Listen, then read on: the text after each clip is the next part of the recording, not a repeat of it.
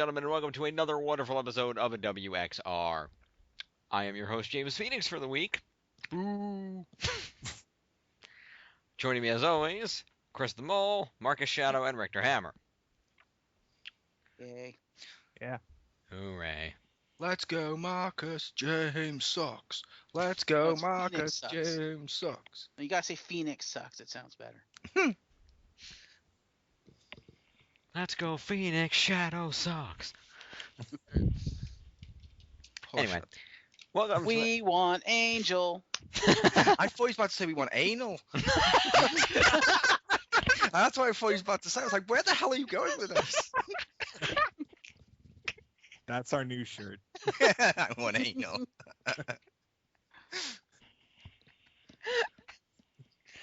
This has been Photoshopping. WXR, ladies and gentlemen. Good night. No, all right. I'm We want restarting. Anal dash Simon. Okay then. Should we restart or should I It's just our keep... new Fab Dango t-shirt. No, this Well, is. I believe we had a topic. Yeah, I'm just gonna keep going. Fuck it. So anyway, ladies and gentlemen, today on WXR we're here to discuss the WWE brand extension. Rather interesting topic, given that it has, with the unification of the titles mentioned a few weeks ago, pretty much formally come to an end. We thought it relevant to give a little discussion to this. For those unaware, the WWE brand extension officially started in March of 2002. Following There's an interesting fact with that, though. what? Did you know the brand extension was originally actually going to be attempted by Bischoff in WCW? What with Nitro and Really? Thunder? Nope. Because originally, the reason he did the whole NWO storyline the way he'd done it was he at the time he was going to make it which one do you like better, WCW or NWO, and make the NWO its own show. But when it didn't become that. It became just they kept it as a stable and did it that way. But originally that was going to be a brand split. They Oh. mentioned that on one of the NWO DVDs or Blu-rays. That would explain why half the roster was in the NWO. No, this was before, ironically, half the roster was in it. That was meant to be its original intent. They were going to go over there, and then they're going to get people to keep coming over. Yeah, they Sure. didn't, but still. Anyhow, so yeah, in 2002, following the whole invasion storyline, effectively, what had happened was that with the invasion storyline, the majority of the WCW and ECW rosters, having been purchased by Vince McMahon, were merged in with the WWF roster. And with this massive influx of new talent, WWE needed to find a way to showcase all of this talent on television and give at least most of the people a chance to shine. So they had the idea, all right, we have two shows, Monday Night Raw and then Thursday Night SmackDown. So they officially divided the roster after merging quite a few titles. Again, see one of our previous episodes from a few weeks ago. And they set up two sets of titles on two shows. I believe when it started, I believe it was originally it was just each show had a set of tag team championships. Raw had the World Tag, SmackDown the WWE Tag. Each show had a mid-card title, Raw the Intercontinental title, and SmackDown the United States title. And I'm trying to remember, was the women's title shared at the time, or did they? I think they had the shared women's title, right? Yeah. Yeah, they had Yeah. to share the women's title. They didn't bring out the Divas title for years. Yeah, so the women's title was shared on both brands, as was the then WWE Undisputed Championship. Originally, of course, owned by Chris Jericho, after defeating The Rock and Stone Cold in the same night to merge in the former WCW Championship. Cough. Get your facts straight, WWE. Cough. Anywho, so it wasn't until a while after that when Brock Lesnar signed a contract to exclusively defend the Undisputed title on SmackDown, therefore leaving the title very much in dispute, leading to Triple H being handed a title because he wanted it. But that's a story for another day. Yeah, but it led to Triple H being handed the World Heavyweight title, and it also led to the most bizarre thing ever, kind of, because it didn't make sense kayfabe-wise. Brock was undisputed champion, right? Yes. He earned that right. Yes. So why, when they introduced the other title, did they then just go, fuck it, this is the WWE title. Keep calling yourself the Undisputed title. Keep taking digs at the other guy because he didn't earn his title. Don't back down and go, oh, you've got your own title? Okay, fine, we're co-champions. Yeah. Thank you, Mr. H. Exactly. But yeah, so the brands were divided, and there was two separate rosters at the time. One, Ric Flair was K-Fob, the co-owner of the WWE and the owner of Monday Night Raw, while Vince and Kennedy McMahon was the co-owner of WWE and the owner of Thursday Night SmackDown. And so the two brands were split, two individual rosters, and two effectively separate sets of titles.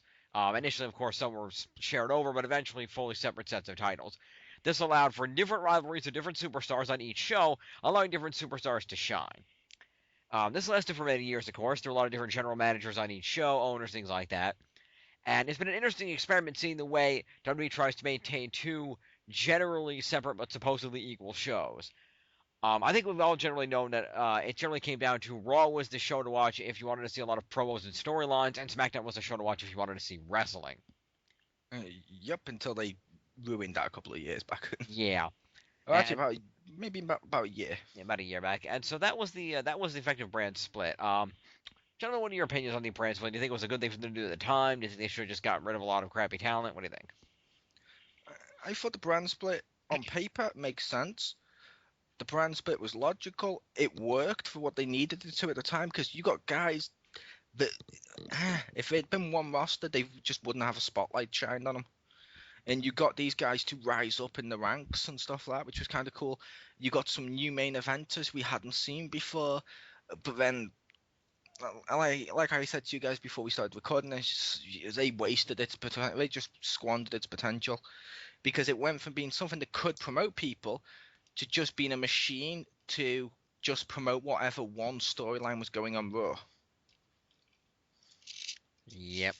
And it's like, yeah, you've wasted its potential. Like right now, let's say SmackDown's the lesser show, as people put, as some WWE likes to put it and stuff. On SmackDown right now, you should have guys like Sin Cara and stuff like that going at it with good matches, or Fandango, or like the people that can do the moves. Then on Raw, you have the bigger guys like Ryback and stuff like that, the ones that the crowd are actually reacting to, and not necessarily the best ones. And as a result, on SmackDown, you get the ones you used to get the ones that could wrestle shining like fuck, and the ones that could work storylines shining like fuck on the other show. And as a result, it was actually really good. It almost felt like two different eras at once. It kind of felt like Raw was, and I don't mean this in an offensive way, but it felt like Raw was like the Attitude Era with the storylines being the focus, and it felt like the other one was the era before the Attitude Era with wrestling being the focus. And I kind of like that because it means whatever you liked as a wrestling fan, you had the option to tune in and watch it through WWE without having to go over to TNA or Ring of Honor or anything like that. Yeah. But that was my opinion. I think one thing that really hurt the brand split was when they decided we're going to do a Raw Super Show and then a Super SmackDown, and it's supposed to be a one thing time only, and they decided never to ever end it. Yeah. They said, nah, fuck it, it's one roster now. I'm like, wait, what? Well, If only they'd done that for the commercial-free one. Yeah, the thing about it was the reason for a lot of that was because they ran into some of the problems of at that time they had all that talent, but then over the years that talent pool dwindled, and a lot of guys got laid off for not having basically the writers lost their ability to write storylines for this many guys, and so a lot of guys got laid off and the roster shrank, and it got down to the point where they had a small enough roster they didn't really need the two shows but were trying to maintain it, and as a result they had to have a lot of crossover to keep both shows entertaining because one show would have suffered on ratings if it didn't have the top guys on it. Because unfortunately they were pushing the top guys on one show, not another, so they needed them on both shows to keep the ratings up, which is how that went down. Yep. It also felt like watching it felt like they fucked up with the writers because it seemed like the second they announced they were getting some way created a new position of head of creative or whatever, and they put someone in charge of that and blah blah blah blah blah, it felt like all the storylines were being written together at once by everyone, whereas there was a time where it was like Michael Hayes, and no joke, you can look that up, Freddie Prinze Jr. writing storylines for SmackDown, and the other ones doing storylines for Raw. And if you split up the writers and you have enough writers that are good for both brands, you can get good effects. You can get like, okay, this wrestler and this wrestler works great together on SmackDown, and then the SmackDown wrestlers will make a storyline for it. Raw writers, okay, this would be a good idea. Let's do this, and they go with that for the storyline, and it works. Making them all one group that does all the storylines, they're going to be burnt out, and they're going to have to pick one show, and it's always going to, sadly, it's always going to be Raw, and Yeah. that's going to be the one they put all their effort in. Yeah. Well, they'd also And be it less showed. surprised because I think with two separate teams doing it, assuming that they watch the other show, they'd see something and be like, oh, what like they would have genuine surprise of the like, oh, they thought of this and it could help. Like they might take inspiration from that or something. Where if they're all in the same room, they're all you're gonna know everything. There's no like competition going on. Where with two of them being separate, you might have some good competition with trying to outdo each other. I agree. They should do the Bayonetta thing. Yeah. When they mentioned the Bayonetta workers were sat next to the guys that were doing the Wonderful 101, so they could constantly try and compete with each other. That works. But making both guys do both things, no. No. Yeah, actually, it's funny that you mentioned that, Richter, because now that you mention it, the writing and the writers it's almost a metaphor for the WWE because let's face it, WWE and Vince were at their best when they had competition, when they had to rise to the challenge and pull out shit to beat the competition. So it was stuff that you wouldn't necessarily think would come out of this or you wouldn't be expecting to see. It's the same with the writers. That you kind of nailed that now that I think about it. It's almost like you have WWE and ECW and they're competing, and so therefore you get the best out of the writers. And as Mole put it, they're not getting burnt out. Whereas now, if you put them all into one, all of a sudden you're taking away the competition. They can just kind of get lazy. Yeah. I will say I don't know for a fact if the writers are all working on everything. I'm just saying I meant that's how it felt when I was watching it because it felt like I agree. it feels like they're burnt out, like fuck it, just recycling and doing whatever the fuck they can to just get by. Mm-hmm. Yeah. Well, part of it too is I think the writers have probably lost a lot of the motivation to do quality writing because the powers that be, the McMahon Levesque family over there, they want and have so much control over the product that I would imagine that the writers are like, yeah, it doesn't matter what the fuck we put out unless it meets it meets their standards. It's or unless it meets with their approval, it's kind of pointless. So why should we put all our heart and our effort into this if it's just going to get shot down anyway because it's not what they want? Fuck it, let them write it. Yep, that's why And that's pretty much what's happened. Triple H is writing the storylines effectively. Yep, which is why I kind of like I said, the show I don't miss that much on TV or anything like that. I don't fast forward and stuff like that. Is NXT because they're actually trying new stuff, and the people who are doing the NXT storylines, I'm guessing they're like probably the development writers or something. But it seems to be new stuff, and they're not afraid to at least try something new. I mean, it says it all when right now WWE's like, yeah, we're always constantly going to the future, and the way they're going to the future is rehashing the McMahon Helmsley era with just a dash of evolution. Yeah, pretty much.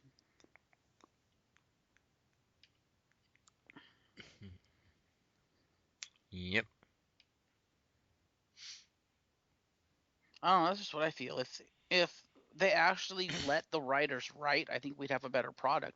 I think it's a fact of the matter that they're not letting the writers write because, oh no, you can't do that, or no, we don't want that. Well, it's like, why don't you try something? I mean, there's a difference between something that's illegal and something that's just not quote what you want unquote. Yeah. Well, I'd say also too. I'm not saying this is necessarily a bad thing, but there's also I would say things like the internet and all the social media and stuff kind of also takes some control away from the writers, where they might not have wanted to ever push Zack Ryder, but he got popular on the internet and stuff, so they feel they had to, and they might not have been able to come up with stuff for him because whether for whatever reason, maybe they didn't like him, maybe they just didn't have any ideas as to what to do with that. But so not only do you have the aspect of like Triple H and them like telling them what to do, and then they also have to like write stuff for these people that they don't necessarily want to because they're popular, and they're probably like, I don't even know what to do anymore. Right. Why don't we get the Fallen Angels' opinions on this? Sure, pull them in. He's already here. That's why I asked him his opinion. Oh, But ladies and that's gentlemen, noticed he's in the the call. fallen angel. Hopefully he's actually there and has a mic. Our fact checker, Marcus Shadow, ladies and gentlemen. Well, like I said, I just kind of looked up and it's like, oh, hey, he's in the call. So to our listeners, what I think Richter was trying to say is the internet's bad for anything to do with wrestling. If you're listening to anything to do with wrestling, just turn it off. Turn it off right Yeah. now. Do us all a favor, turn it off. Okay, so See? he joined the call and then promptly left. Or promptly ignored it. That's outstanding. See, I got your back. Yeah. Thank you. Yeah. Oh well, should he decide to speak, then he will speak. Indeed. Anyway. But yeah, I think for the time, the brand split was not only good, it was necessary because of all the influx of talent and stuff. And I think, as Mole said, it could have been a great thing going forward, but they just kind of squandered the opportunities that the brand split could have afforded them, and the potential of the brand split. And a lot of it was, as we've kind of deduced through our discussion here, a lot of it was and continues to be due to mismanagement on WWE's part. Yeah. Yeah, because really, it should have been an awesome thing, because, especially for building up like lesser known people, because a lot of times you don't know what people are capable of, so you give them a chance and then see where it goes. Let them develop. But yeah, they really did just mismanage it and treat SmackDown as like a supplemental show when Yep. it really should have just been its own show. Yep, and there was a brilliant way WWE could have done something to do that. Mm-hmm. Give the writers just a little bit more money. And I don't mean, oh yeah, more money equals better work. I mean, basically, if you take it, like the merchandise sales and the interest and stuff, if you say to them, okay, look, here's what we're going to do. We're going to take the merchandise from any Raw wrestlers and give it to the Raw, a little like 2% or whatever between like the rest of the writers of Raw, and do it with SmackDown ones. You could create competition because they'll want more money. Mm. And then make SmackDown live as well, so it's treated equally. But if they did that route, you could literally play the writers off against each other and make them the actual competition. That would be awesome. I would also like to say, in response to Richter, Uh-huh. I don't think it was so much that they treated SmackDown like the supplemental show, because if NXT has showed us anything, being a supplemental show is actually better. Yes, in some because ways. Yes. because then WWE management doesn't give a shit, so the writers can actually do stuff. I think what killed it, and what basically killed any kind of substance for SmackDown, was the fact that they treated Raw as the only show. Mm. Yeah. The problem And was therefore SmackDown suffered because they didn't really give a shit about SmackDown, to the point they're like, yeah, just use the same writers as Raw. It's like, what? yeah, the problem was that the fact SmackDown was live, and like Richter said, the fact they treated SmackDown as the second show, not equal show or anything like that, because as much as we don't like him, you had stuff like, take John Cena for example. He got huge and made champion on SmackDown. It was the SmackDown fans that created him, or pushed him, if you will. It was the SmackDown fans that had been behind him. So what did WWE do? They drafted him to Raw the second he was huge. And they did that every time. If a second SmackDown got anything that was good, they move it to Raw. And then anything that's bad on Raw, move it to SmackDown. It's like sweeping it under the rug. I think, and this may just be my opinion, but I feel that truly, basically, the bitch slap to SmackDown was kind of a nail in the coffin to SmackDown, is when they drafted Triple H to SmackDown and then he promptly drafted himself back to Raw. I'm like, wait, what the fuck? Really? Yeah, that was bullshit. Yeah. I remember that. He was there for like one match, wasn't it?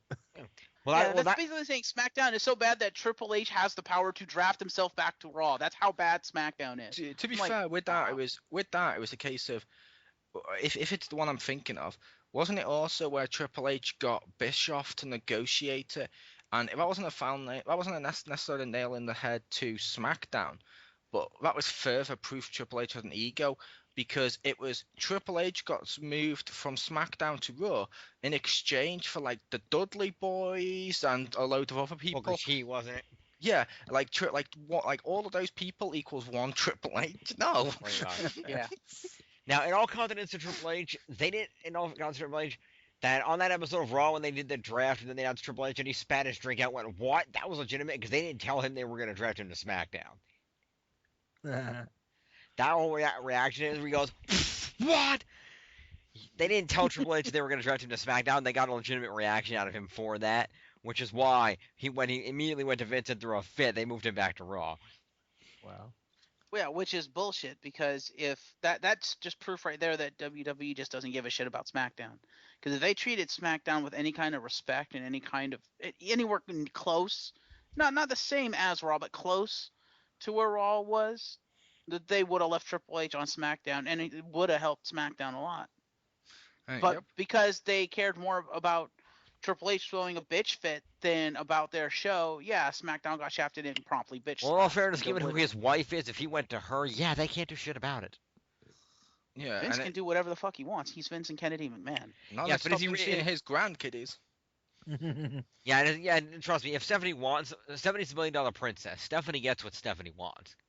Technically nowadays it's more like $1 million. Yeah, The stock's dropped. it has. It has. That's what Stephanie needs to do. Like What? JBL used to have. When she comes out, she needs to have, like, as her mini-tron, this WWE stock exchange saying how much the company's worth, and then Princess. So like JBL, where one time it went down. If WWE stock goes down, she loses some points, but still has Princess next to it. There you go. I'm the $10,000 princess, and then just starts weeping. Yeah. WWE has now bought TNA. We now have AJ Styles, Austin Aries. Cool, I'm now the $1 billion princess once more. Wait, how was that worth $1 billion? That would be a good question, because I don't think WWE's ever going to buy TNA. No. We want Austin Aries. Mm-hmm.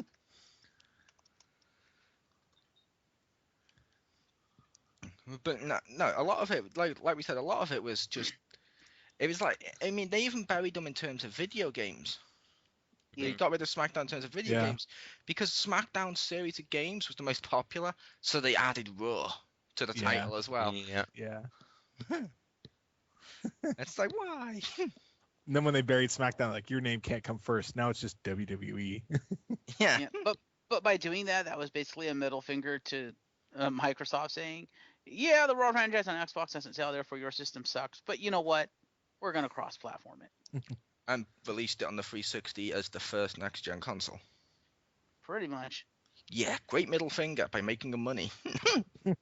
Well, they middle fingered them until they came out with the 360, and then they reversed the middle finger. Yeah. So Does that's that mean literally they what flipped happened. off You had Raw, themselves? you had Raw 2, and then SmackDown took off. They ceased making Raw games until 360 came out, and then you had SmackDown versus Raw. It's like, wait, what? Yeah, they did. The Raw games, like I said, they had some great features, and they weren't that great, but they had some great features. But yeah, they failed like fuck. But yeah, everything with to do with SmackDown, WWE always tends to try and bury, or if it's good, move it to Raw. Yeah.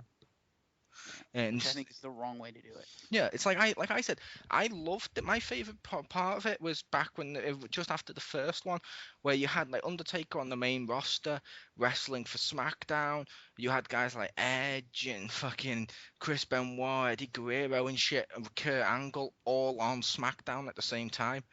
And Raw had your guys like Triple H, Shawn Michaels and stuff. So it wasn't like Raw was screwed, but it meant whatever you liked, you got to see something fucking awesome.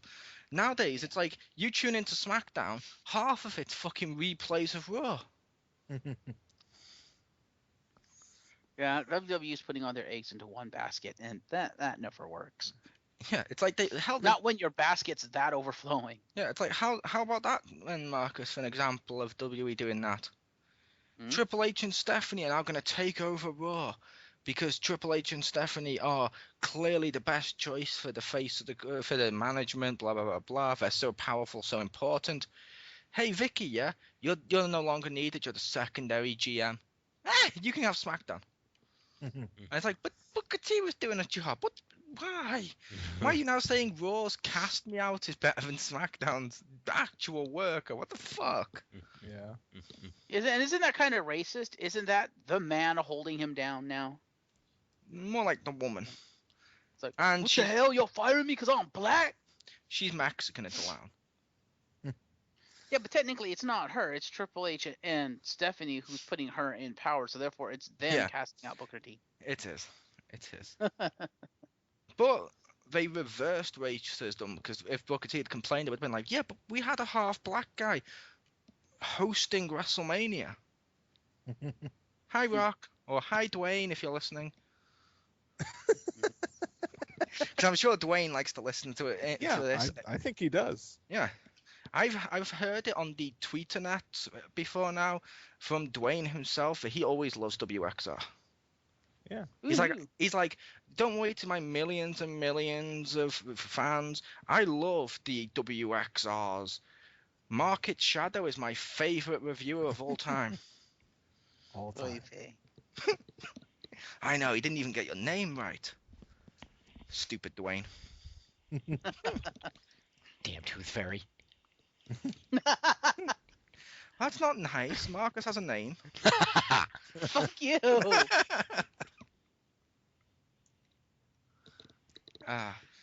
times, good times. But no, the brand split. Like that, it had so much potential. They need to go back to making it work. Instead of, it doesn't work, let's take the easy way out, just get rid of this. Like, oh, it's not working having two champions because we can't do the SmackDown belt equally, let's just unify it. No! Do something that makes it credible. Hell, when you put, I hate to say it, when they put the World Heavyweight title on Cena, it was credible! Cena may not be credible to us, but to the main fans and to the face of the company, having the face of the company hold the World Heavyweight title, that makes that belt credible. Yeah. If they had the Damien Sandow cash in and beat Cena, Damien Sandow is not only credible, he's also the champion. They've wasted SmackDown's potential and the brand split potential. They wasted Sandow's potential. Yeah. That too. Because now he's going to be basically in mid-level obscurity for the rest of his career. Like, he effectively has no career now, I'm sorry to say. It's like what we did with the X-Power, where we all split up, and Rise from the Airways is just the bastard stepchild. Pretty much. Hi, Jammy Phoenix, or whatever your name was. Wow. We love you, Jim. Thank you. We love you like WWE loves SmackDown. Ouch. Anyway, see, that's a valid point. I understand why, they could have made it work, but I think the problem is, like I said, the writers are burnt out. They can't write this many storylines anymore. They can barely write a storyline without a title in it as it is. And so I think they couldn't write enough good storylines to make that title relevant, and their mid-card titles are basically disappearing. And so I think, based on where the company is going, it looks like they're trying to downsize. And I think that's a good thing, that if they're going to do that they have the one world champion, because then all those guys are feuding over the world title that was effectively a pointless title. They could effectively rebuild up the Intercontinental Championship back to what it rightfully is based on its reputation, and I think that could be a good thing if they go that route. Yeah. Well, if that's the case, if that's what they were going to do, then I hate to say this, they need to cancel SmackDown.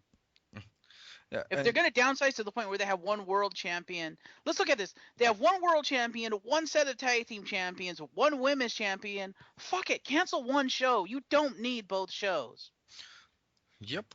And it's like with the Intercontinental Championship making it credible again. They did that. Like Marcus has said in the past, and I've said this as well, it was credible the second Cody had it, talked about how prestigious it was, brought back the white title, and was like, this title matters. This title is important. It made you, when you're watching it, think, that title matters. That title is important. Cody is right. And then they wasted it. Yep. You sound shocked by this. this. Get rid of the U.S. title, run with only the Intercontinental title, basically run with one title for each division, and downsize to one show. and see what happens. And if you need to downsize even further, go back to 2 hours. But I think one show at 3 hours would work. I think they need to go. I think they need to go back to 2 hours on 2 shows with 2 sets of titles. I agree. The 3 hour show fucking sucks. Yeah. Yeah. I mean, like I said, since this Authority storyline started, I've fucking stopped watching it as much. And I've watched it since I was like fucking 4 or 5 years old, every single time without missing it. And Well, this is so bad now, I'm almost giving up. Well, I think what they could do is they wanted to make it work. What they should do is they should take, let's say, downsize, get rid of a lot of these guys that they're not using. I mean, I hate to say it, but do we need JTG employed? No. Racist. That's even more No, racist because I think Mole has the. That's Go even more racist because look at the last around the pound. What did you do with QJ? Racist. Because where's I was QJ? gonna say, Oh, that's right. You were like, he's a black guy. Let's get rid of him. Racist. But I think Mole has the right idea, and I completely wholeheartedly agree with him and back him up on it. Of 2 shows, 2 sets of titles, 2 rosters. Go further than that. Bring back multiple writing teams so they don't get fucking burned out. Yeah, but that's what I said. And make it big. Both shows 2 hours.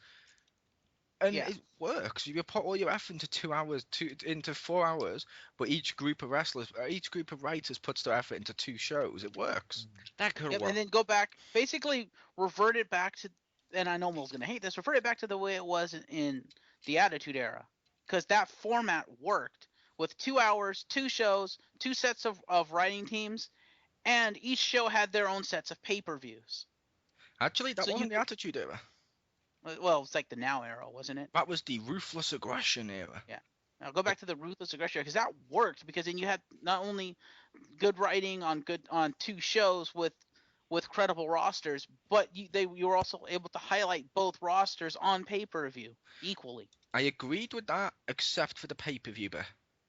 Really? I did not like the 2 pay-per-view with like the 1 show pay-per-view thing, because a lot of times when you were watching the pay-per-views, you had some shit ass matches that they put on there just for filler to make one brand have a full pay-per-view.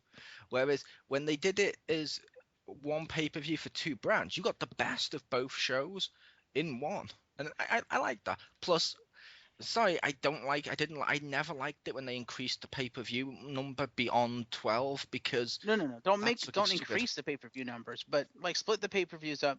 Maybe because you're splitting up the roster, so you're gonna have less people or whatever. Maybe you shrink the pay-per-view, make the pay-per-view 2.5 hours or 2 hours or something. Oh, I 'Cause- thought you went about when in the Ruthless Aggression era we did the separate shows. As a result, we had like, what was it, like 15, 16 pay-per-views a year. At one point, it was like, no. I was saying I liked it when they had the pay-per-views were specific to a show because it allowed them to highlight the superstars of that show, and especially when you have titles, 2 sets of titles. Well, oftentimes, especially when they started merging the shows into 1 pay-per-view, half the titles didn't get shown at the pay-per-view because they didn't have room. I preferred it when the pay-per-view was specific to a show, like when the Great American Bash was a SmackDown pay-per-view only, because it allowed them to highlight all the titles of that show and superstars of that show. Yep, which like I said, I can completely agree with that. I understand why you were saying it. I just preferred 1 pay-per-view with the best of both. Like you could have 1 pay-per-view with the best of SmackDown, the best of Raw, and if a feud or something isn't that good enough to make it to a pay-per-view, don't force it in there. And then, but however, if they do that, there is one thing, and we've mentioned this multiple times, they need to do, and I think everyone will agree with across the board. Get rid of themed pay-per-views. Yes. Yeah. Because if you're having 2 sets of writers write the feuds like they did with the SmackDown and stuff thing, like Raw's title could be an extremely personal one, which needs to end in a one-on-one matchup. That's basically, okay, me and you, we don't like each other very much. This has been personal. We're gonna end it one-on-one. Or you know what I mean? Like they've done before now, where you actually care about that one-on-one match with no stipulation because it's so personal. Whereas on SmackDown, you could have something like, I don't know, like they had with Undertaker Batista, where it's like 2 big unstoppable forces, and then it's like, okay, we need to have some gimmick matchup. Okay, this is gonna be a chair match. This is gonna be a last man standing match, and you can do that on the same pay-per-view instead of, okay, This is a great personal feud. This is two monsters. Hell in a Cell, Hell in a Cell. Fuck it. That's what the pay-per-view is called. Hell in a Cell. I know. Let's just add Ninja Turtles at the top too. Yeah, yeah. The thing is, I think it Kinda, could work the yeah. other way too. Because I think another big thing is that there's so many pay-per-views that they're constantly, rushing headlong to the next pay-per-view. There's not enough time to build a lot of these feuds up, and it's like on Raw right now. I mean, or past. I mean, how many pay-per-views did they dragged out this authority thing, but they're screwing Daniel Bryan and now the Randy Orton and everything else? It's the same shit over and over again to piss people off. There are 12 months in a year, and therefore 12 pay-per-views. 4 of them are the big 4: SummerSlam, Survivor Series, Rumble, and Mania. So the big 4 would be cross-branded, and that would leave 8 pay-per-views, 4 for each brand. It would work. Yep. Although I will say, I'm really annoyed with the thing to do with Survivor Series. Do you remember that, like a year, 2 years ago, when they were actually going to cancel Survivor Series and replace it with another show? That annoyed me. That's one of the big 4. Don't touch that shit. Mm-hmm. But I agree. You could do you could do that as well. Like just keep the big 4 for cross shows. That one would work too. Either way would work, but they need to get rid of the gimmick pay-per-views. Well, yeah, either way, yes, that's certainly true. But I think, going back to my earlier idea, I think they could make the whole thing work if they're going to unify this brand split. What they need to do is keep Raw 3 hours. Downsize your roster, get rid of guys you're not using that just, don't have a place on the roster that just aren't being used for anything important. And just downsize and get rid of those dudes. Guys you have no intention of doing anything with. Let Albert retire. Let Mark Henry retire. Get rid of JTG, get rid of Zack Ryder, Alex Riley. You don't need these people. I agree, Alex Riley. I agree with Zack Ryder and JTG. However, Mark Henry and Albert, while we don't like them, they've been used on TV. They do have something for them. Fair enough. It's not something good, but they have something. Whatever. You know what I mean. Get rid of all the guys you're not using, and downsize the roster to work one set of titles on your 3-hour Raw. You got your World Champion, your Tag Champions, your Women's Champion, and your one mid-card title. Merge US and Intercontinental together to be the one mid-card title. Then you take your SmackDown time slot, your 2-hour time slot on Fridays, give it to NXT. Yeah, that could work. Let NXT have their 2 hours on Friday, because it's not necessarily that it's getting that high ratings anyway, because most people don't watch TV on Fridays. That gives 2 hours. They can book NXT as a legitimate show. It's already got its own set of titles. You book that as a legitimate show, and that can be sort of the training ground show. You have good storylines, things else, and anything that's successful on there can then be brought over to Raw and booked further there. I haven't watched it, but from everything I've heard, everything you've told me, what I've seen in clips, is that NXT looks like a really good show that I should probably be watching. It is. I like NXT. But just continue. Oh, no, I was saying, what they should do is, like you said, get rid of a load of the guys you're not using. Not all of them, but get rid of a lot of them. And why don't you turn main event or superstars into what Velocity used to be? A sideshow, yeah, that would work. Where it was for guys you're not using on TV to get over. Because basically, like, and maybe not that many people here remembers this, but who remembers John Cena versus Daniel Bryan on Velocity before either one of those two debuted as part of the main roster? I do not. Fair enough. Was it like prototype John Cena then, since it was way back when? It was more like a step just before he got promoted, so he was in between prototype and like the all-star Cena. Gotcha. But it was him versus Daniel Bryan. He was trying out for the company. They looked at both of them and said, yeah, okay, this one works, and got rid of the other one and kept what we all know who. Which sucked. Yep.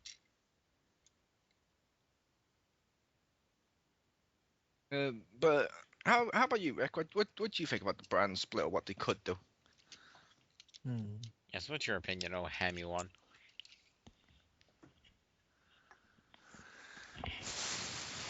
Since what I would like them to do is, just actually, have it 2 separate shows.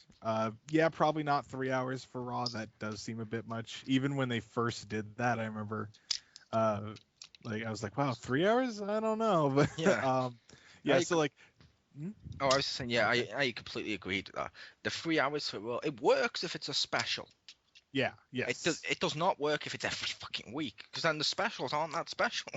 Yeah. Exactly. Like the 3-hour slammies, that used to be awesome. Or the 3 hour, or the 3 hours, like what was it, like the 10th anniversary of Raw and stuff.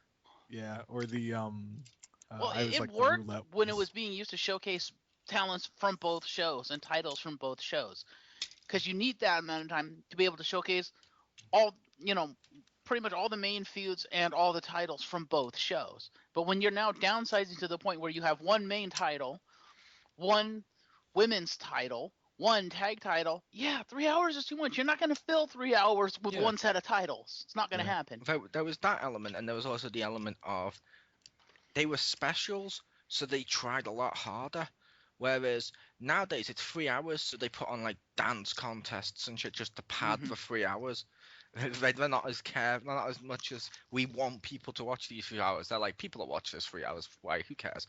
But you were saying, because I realized I interrupted you Yeah. just to Oh, no. talk about that. Yeah, I would prefer it 2 separate shows, 2 separate rosters, 2 separate writers. Partially because I actually really did like the uh the draft episodes. I always thought those were really interesting and fun to watch, and I miss those. But since they're probably not going to do that, I'm going to go with, I think it was Jim's idea, where just replace SmackDown with NXT and just basically focus all on Raw, and just kind of let NXT be its own thing to, have people get over and get some experience so they can move them up to the roster. Mm-hmm. That's what I think would be. It seems to be that's where they're heading. So whether or not it's what I actually prefer, I feel that that's what they will do. That could work. Although I keep forgetting, since you mentioned it then, and I know Jim mentioned it, I keep forgetting NXT's not on TV there. Yeah, it's not. Yeah, It was at yeah, some point. it was when it first came out, but over here NXT is on TV because of how the contracts worked.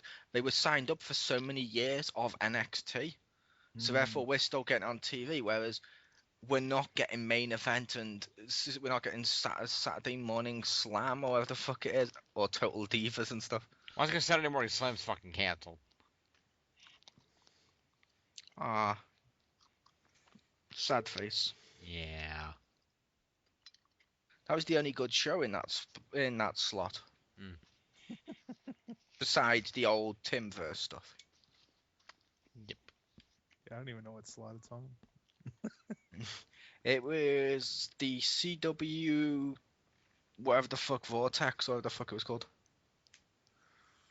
What was that called, Jim? Which one? The slot that, like, the Batman shows and Justice League and Saturday Morning Slam when CW's, was it Vortex? Yes, Vortex. Yes. It was Vortex. It's called Saban's Hole of Hell. NXT is not broadcast on TV in the United States, but it's currently broadcast on Hulu Plus.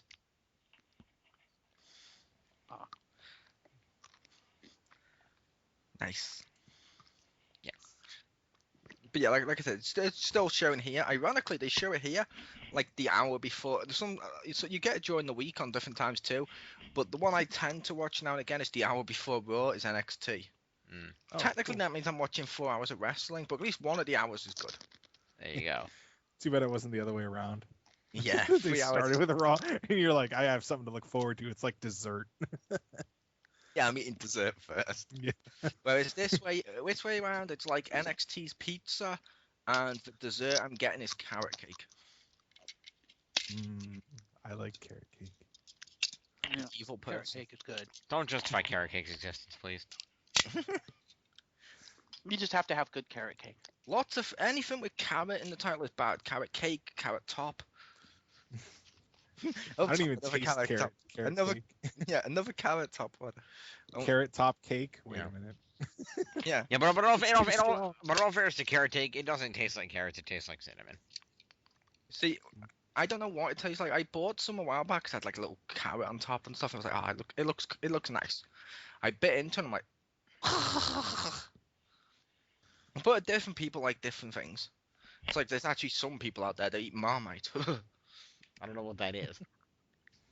Thank God for that every day, Jim. Mm. But no, brand split. I think we pretty much covered the brand split. Did anybody have anything else they wanted to bring up? No, I I say also we email this to Vince McMahon. Yeah. preferred it when we had GMs we gave a shit about. Ooh. I mean, I preferred it when we had GMs who were actual GMs. Yeah.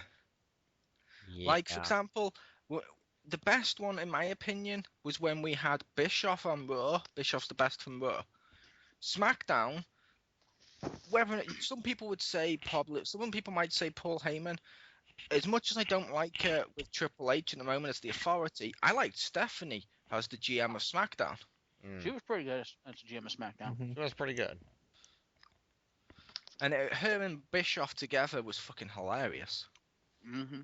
Oh, I still remember that fateful night. Your first act happens this Sunday at the pay-per-view. Well, my first act happens right now when I throw you the hell out of my building. Yep. That was good.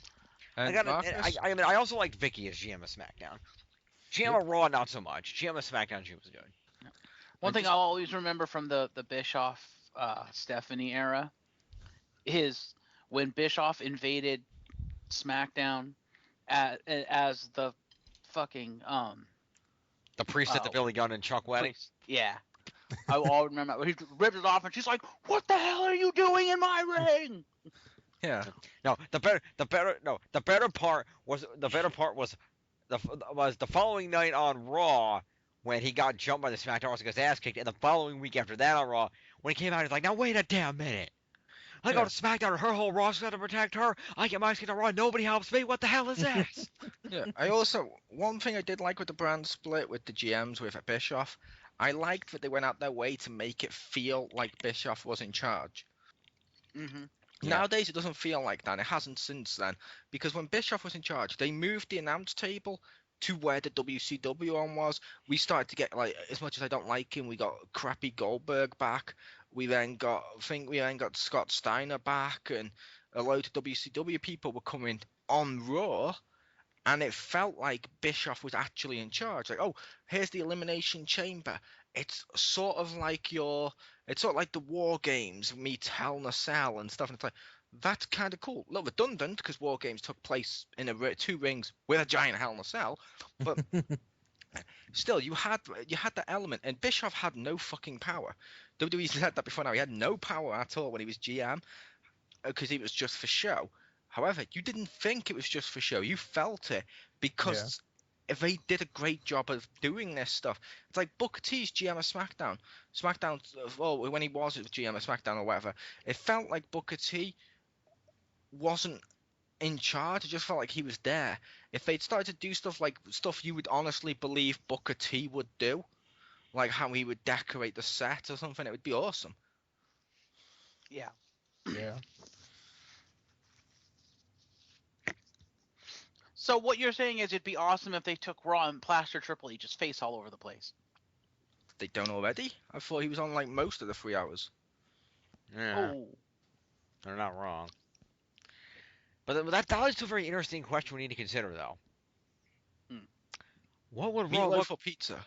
Well, that, but no. What would Raw look like if Brad Maddox were actually in charge?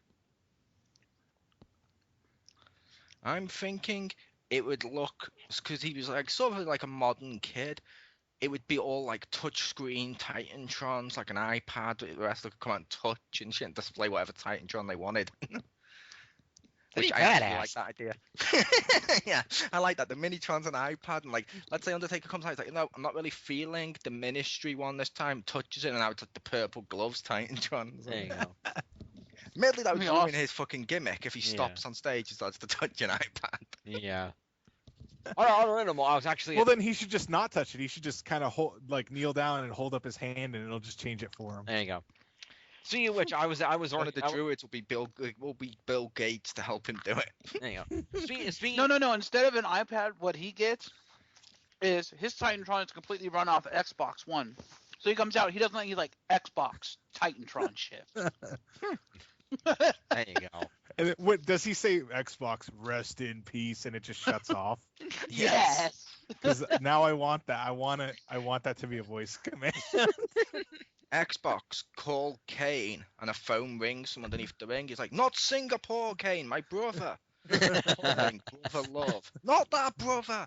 Not that brother! Stupid Connect, and like lightning hits it. Yeah. Exactly. Speaking of which, I was at work today at the retail store that I worked for, and we sell the wrestling figures, and they've got the retro legend line, and they have purple gloved Kane figure. Undertaker figure. Oh, that's what I meant. Undertaker figure. Nice. Yes, very nice.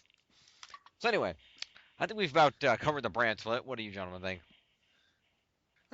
I think we covered it I think we've done a good job. in our unique X-Pound way, Indeed, as we do. which means very little with a shitload of rambling and inserted jokes and pop culture references. We're pretty good. And Fallen Angel still refuses to speak, even though he's cognizant. But we still need some random ass celebrity that makes no sense. So I'm gonna say the next Raw GM needs to be Jeff Goldblum. There, we meet our That'd be quarterback. awesome. I would want to see that. Harrison Ford. No. Christopher Hold Walken. hold on a minute there. Yes, Triple Christopher H. Walken. Look here, buddy. I run this show.